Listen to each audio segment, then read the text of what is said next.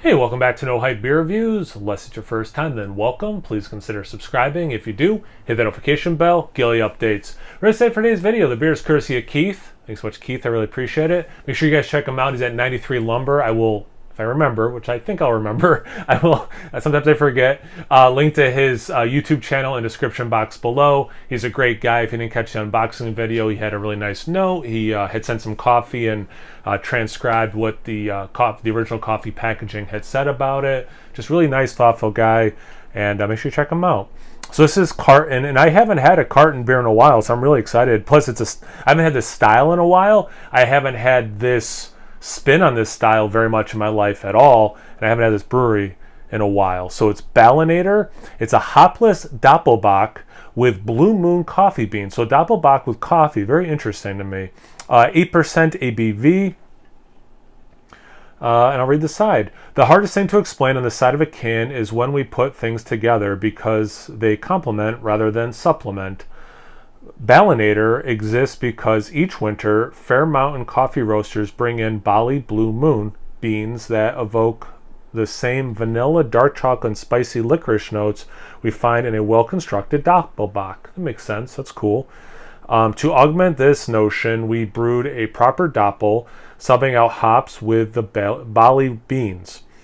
That's really cool. So instead of hops, they're putting in the beans. Okay. I mean, they told you both things, I suppose, up front, but I guess I just didn't really think about it. At the beginning of the boil, where hops would temper the malt's sweetness with a bitter touch, we used raw green beans. At Whirlpool, where hops would pull in spicy directions, we used ground dark roast. Finally, for dry addition, where hops would layer fruit, we used medium roasted whole beans. Drink Balinator because beauty hides in suggestion. Anything else worth reading? They're out of New Jersey. Not in the can, but Augie Carton is part of a really nice podcast called Steal This Beer. I think it's actually one of the, if not the best one, it's one of the better ones for sure. And thanks again, Keith. All right. For a second, I thought I cleaned that glass well enough. Yeah, okay, so dead center, it's brown. As it gets thinner in the glass, you see more red and orange. It actually kind of looks somewhere between like black tea and a very watery coffee. So it's kind of fun coincidence. Just under a finger ahead. It's like khaki. I think it's pretty spot on khaki. Small bubbles, not tiny, but small bubbles for sure. It looks like a Doppelbock, maybe a hair lighter than I think the style. Like in my mind's eye, what the style looks like is a hair darker, but this is definitely in that realm. Let's get to the aroma. You get that coffee, and you get, like, I freshly grind my beans, usually, and it really has that smell of freshly ground, like the oils are being released. Nice citrus note. It's like a pop of orange. There's a little bit of a chocolate thing. They said licorice. I see that. And I don't think that's just because I just read it. It's interesting. Yeah, it's a pop of licorice.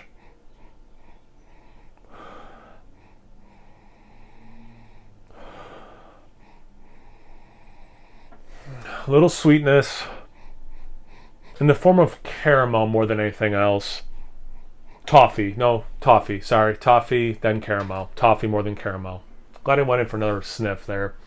All right, there's more going on, but just for brevity, let's get into the taste. Cheers. Thanks again, Keith.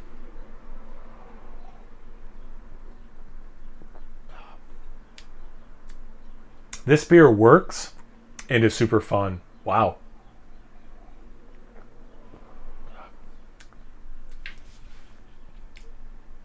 So you do get that sweet, light caramel, light toffee, and like a sprinkle of brown sugar. Wow. And you don't get me wrong, like I am kind of processing what I'm tasting because it's familiar yet different. you do get just like straight coffee, like in a very boring descriptor way. There is coffee in this beer. I don't think I'm just romanticizing with what I just read. Like, there are deeper elements, and it's, it's the malt and everything else went into this beer, but it is, that coffee doing cool things.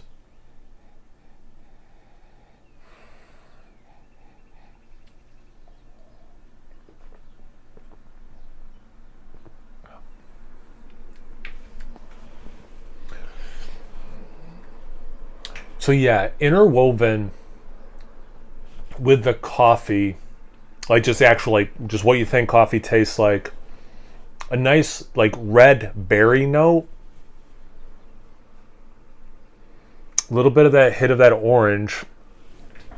If I was doing this blind, I would probably say a brown ale with coffee, like just like a slight nuttiness, but like, yeah, like a brown ale.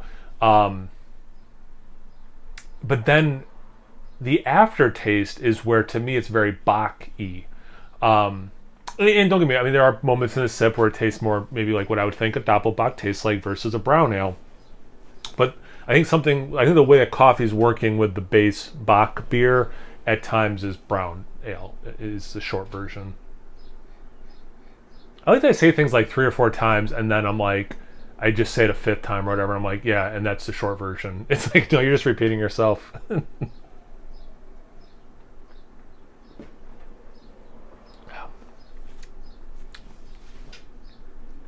Little spicy note. Little spicy. I like that. Like peppery spicy. They try to do things in a culinary approach. Yeah, I get that.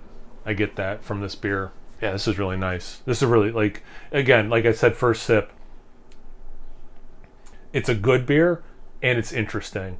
And that's sometimes hard to do. Like, you can have something that's interesting, but it doesn't land. Or you have something that, yeah, it tastes good, but it tastes like a lot of other beers you've had. So this is different and tasty. So I appreciate that. Yeah, well done, Carton. Thanks again, Keith, for sending it. I really appreciate it. Seriously, guys, make sure you check him out. He's a great dude. I will link to him. I will remember. I will link to his YouTube channel description box below. I'll give him a look at and a subscription. And once you're done doing that, make sure you check me out on Instagram and Untapped. It's No Hype Beer Reviews at both those places. So always please like, comment, subscribe, and most importantly, imbibe. Cheers, everyone.